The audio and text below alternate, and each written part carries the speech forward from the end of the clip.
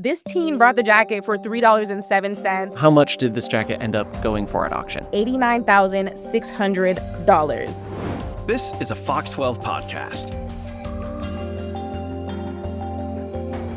Welcome to Beyond the Broadcast, the podcast where we go behind the scenes for some of the top stories that our Fox 12 News team have been working on. I'm investigative reporter Spencer Shaw, and this week I'm joined by our reporter, Leslie Dominique. So Leslie, give us a sense of what this story is that we're diving into today. Yeah, at its core, this story is about Portland 19-year-old named Quinn Brown and the unique find that he discovered at a Goodwill. He was sifting through the bins on a January day, and he found this cool gold and purple jacket. Turns out he later discovered that it was worn by one of the greatest basketball players of all time.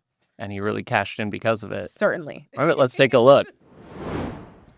Sifting through the bins of a Goodwill outlet, you never know what you might find. But for one Portland team, a January treasure hunt led to the find of a lifetime. An authenticated warm-up jacket worn by Lakers legend Wilt Chamberlain during the 1972 NBA Finals. Dude, I'm ready to find some heat. Bro, let's find some heat. 19-year-old Quinn Brown is on cloud nine. I was just doing this because I really enjoyed it, never expecting anything like that. It all started 5.5 months ago at the Hillsborough Goodwill outlet. Brown spotted a gold and purple short-sleeve jacket in someone else's hands. He just threw it right in front of me, immediately grabbed it, and yeah, one of the best moments of my life. For just $3.07, the jacket was his. After a few Google image searches, he had an inkling it was the real deal. So he posted a photo of it to Instagram that caught the eye of Sotheby's. Before long, the jacket was on its way in an armored van to New York, where it was professionally authenticated. I saw the text, and he said, "Your jacket has been matched to the 1972 NBA Finals." And I had known the NBA Finals jersey sold for $4.9 million. So that's the jersey he wore under my jacket. This unique piece of memorabilia is now up for auction with an estimated value of $150,000 to $250,000. Quinn's story, it's such a great reminder, like a perfect example of how hunting for treasures at Goodwill is exciting and thrilling, and as we've seen here in this instance, just magical. Brown started reselling his junior year of high school and has since turned it into a full-time career. He spends 15 to 20 hours a week digging through the bins, hunting for the next hidden gem. It just takes consistency to kind of learn what to look for. So what will he do with the money? I really just want to save it. I know that if I put this money away, it's going to grow and could potentially mean retiring a lot earlier in my life. Bidding for the jacket through Sotheby's starts Wednesday and runs until July 20th. For now, reporting in Hillsborough, Leslie Dominique, Fox 12 Oregon. What a find on his part, but I want to talk about your find. How did we get to this story? Yeah, so I think the first to break it locally was the Willamette Week. They did an incredible story about Quinn's find and the process of getting the jacket authenticated. And we saw that there was definitely something here to tell the story visually, especially because it happened at a place that is so relatable to so many people, a Goodwill. So we had to tell this story through a visual format.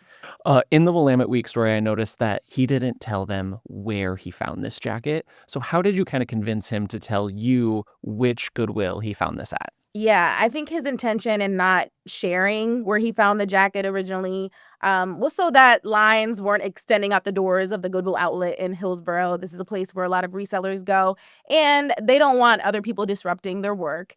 But we basically told him how more compelling the story could be if we showed him actually sifting through the bins and showing how relatable this story is, because anyone can walk into a Goodwill. Definitely. And so you said he's been doing this for a while, being a reseller.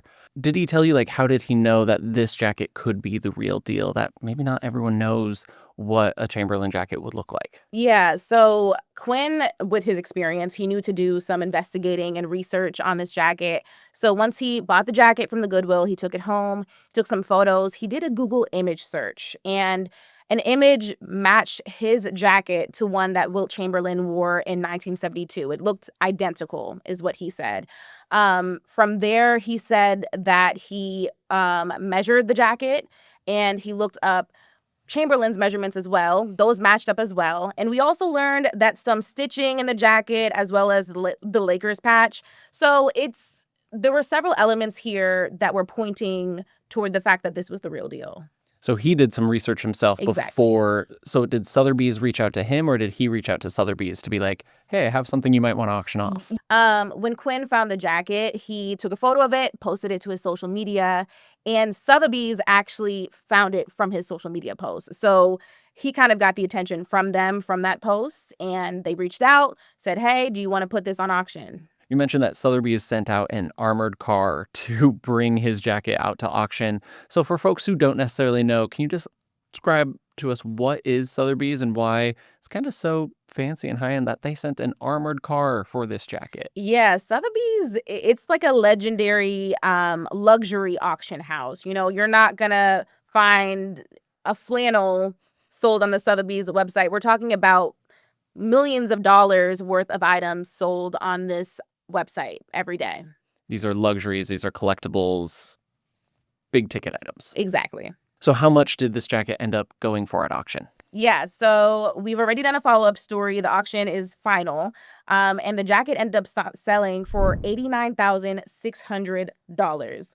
So again, this teen brought the jacket for $3.07. It ended up selling for more than 21,000 times what he bought it for. I think it's a pretty great win. That is a good profit. But was he disappointed at all when it was, because originally in this first story it said it could sell it for $250,000. Did he scoff at that 89 at all, or was he just happy about it? To be honest with you, Quinn is a very busy man right now, so I'm not sure how he felt about it selling for that amount, but he's talked to plenty of other media outlets, and it seems that he's just excited that this happened to him. Yeah, this story really has blown up. Like you mentioned, he's busy now. What other outlets have picked up this story since we ran with it? Yeah, I've seen it on AP News, New York Times, Washington Post. Our story alone was on some social media pages, World Star Hip Hop, on Complex. So it's really blown up. And when you think about it, these pages have millions of followers. So this is a story that's spreading not only within the States, but internationally. And well, on our station alone, it's gotten over 1 million views on our social media pages. Why do you think this story is kind of speaking so much to everyone, the everyday people who want to click on it, want to read about this small town kid finding something big? Yeah, I think it's relatable. I think also it's a good news story in a world where we're consuming a lot of tragedy, a lot of difficult stories every day. People want to see other people win. And I think it was fun to see a teen from Portland get this big win. And bringing it back to the relatability aspect, anyone could have walked into that Goodwill and found that jacket. And I think that makes other people think, hey, maybe I need to head over to the outlets and start sifting through the bins as well. Because, yeah, Goodwill outlets was something I wasn't personally familiar with. I've seen Goodwills. I've gone to Goodwills or dropped things off at Goodwills. But a Goodwill outlet is different. Can you explain how? Yeah, so prior to this story, I had never been to a Goodwill outlet, been to plenty of Goodwill stores, but the outlets are different in the sense that, a traditional Goodwill store, you walk in, the items are on racks and they're sold and have individual prices. But if you go to the outlets, everything is in bins. All the donations go in bins and items are sold by the pound. So basically it's more of this treasure hunt.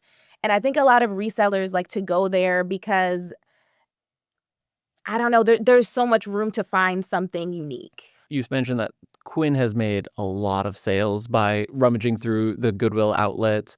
Is this something that just anyone can do, or is there a lot more that goes into this hobby? Is it a reliable source of income, or is it more of a hobby type of thing? Yeah, well, anyone can go into the Goodwill outlets. You and I can go in there and, dig through the bins. But I think in order to find something valuable like this, you have to have an eye for it. As he told us, someone else was holding that jacket. They put it down. But he, from a distance, saw it, and he was like, there's something special about this jacket. I think that comes with experience. As far as if, reselling is a reliable source of income, I think it has become one for him, clearly. Yeah, if you know what you're looking for, Mhm. this could be something that helps you out a little bit down the line. Yeah. Not just thrifting, but reselling. Yeah, I think for him it's become more than just a hobby. So we've gone through this whole process. He's found the jacket. He brought it to Sotheby's. It's sold at auction. Has this outlet seen more business? Is the line going outside the door kind of like what he was worried about when you first did the story? Yeah, I recently spoke with Haley Platt. She's the PR rep for Goodwill in this particular region. And she said they have definitely seen an influx in customers. I mean, because the story just has spread so far beyond just our coverage, other local media, and then, of course, national coverage as well. So they've seen a lot of folks there, a lot of lines going out the doors. And she mentioned that Quinn has been back since our story aired. He's been filming for other news sources. And folks are giving him thumbs up. They're saying congratulations. He's kind of become like a local celebrity at this outlet. He's like the picker, like the American pickers, but just like the Hillsborough picker. At this point, he should be the face of Goodwill. Like, this is a huge story. Yeah. And what was it like to watch him kind of in his element, digging through those bins while you were just getting video of him, but he looked like he was locked in. He definitely was. Even though we were just getting B-roll, just so we can give an idea of what he does on a regular basis, he actually did leave that day with some items. So he never stopped searching for the next treasure. And I think it was unique to see what he put down, what he picked up, what others threw down and he picked back up. Again, that's how he got this jacket. It's such a unique process. And I think you have to have an eye for valuable things. I certainly don't have a lot of patience when thrifting, so it made me rethink my process. And so I was going to ask, did he give you any tips to kind of up your thrifting game? I feel like he's holding tight to his tips. He said you just have to be consistent, and mind you, he spent more than 10,000 hours at this Goodwill. So I think it's just kind of muscle memory at this point. He knows what to look for, so you just got to keep going. This is a hobby of his that's really obviously paid off with this latest auction off for nearly $90,000 for one jacket. Do you know of any other things is he usually always looking for sports memorabilia, or does he kind of broaden his searches? Yeah. So he shared with us that he's had over 10,000 sales since he began his reselling business. And it's not always sports items that he looks for, but he did mention that he knows that they always have a lot of value. That, it brings in the big bucks. So while he doesn't intentionally go looking for that, you see a Lakers jacket, maybe you consider it for sale. Put it in your bag. Make sure Yeah. you walk out with it because Yeah. you never know. It might be $90,000 worth of a jacket. And so this story has been very exciting. Like you said, it's been uplifting for a lot of folks. Is there anything else that you want to talk about that really stood out to you when gathering this story? Going back to the bins, there's this culture at the Goodwill bins. It's kind of like a community, and I didn't know that prior to this story. Yes, people are going there to pick up items to sell it again, but these people, a lot of them are friends. They've known each other for a long time, so it's kind of like a second home for a lot of people, and I thought that was fun to see. That was really cool. Mm. And so throughout this whole process, was there any part that was kind of hard to put this story together? Anything that didn't make it to the final airing of the story that you want people to know about? One thing that was important to us was to have Quinn at the Goodwill where he found this jacket. I think it just visually seeing him sifting through the bins, knowing that this is a place that anyone could go. I think that's a powerful shot there. Some things that didn't make it to the story, we learned that Quinn is now a Lakers fan. He wasn't before? He wasn't before. Of course, something major like this happening would make you a Lakers fan. I'd start following it. Yeah, he said that he's got a bunch of Wilt Chamberlain memorabilia now.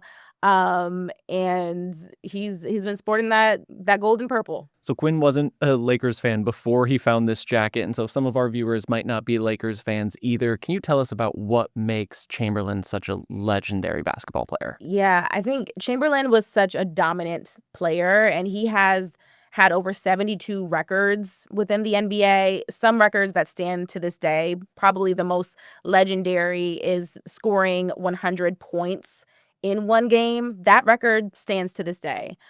He's also won 2 NBA finals. So he has gone down as one of the greatest of all time. So this jacket wasn't worn by just any basketball player. It was worn by one of the greats. And that's what made it so important and why Sotheby's and all these outlets have picked up on this story and ran with it. Mm-hmm. Amazing. Well, anything else that you'd like to add, Leslie? Yeah, I think the biggest takeaway from this story is that, Quinn didn't go into the Goodwill store that day thinking he would leave with Wilt Chamberlain's 1972 NBA Finals jacket. He didn't think that was going to happen. And I think it just goes to show that there are hidden gems anywhere, and anyone has the opportunity to find something like that. Thank you, Leslie, for breaking down Quinn's story and this whole adventure of the Chamberlain jacket. And thank you for listening. Be sure to tune back in next week where we'll have an all-new episode of Beyond the Broadcast with new reporters breaking down their process. See you next time. This has been a Fox 12 podcast. For more content like this, download the Fox 12 app to your phone or any connected device, like your Roku, Amazon Fire, Apple TV, or Smart TV.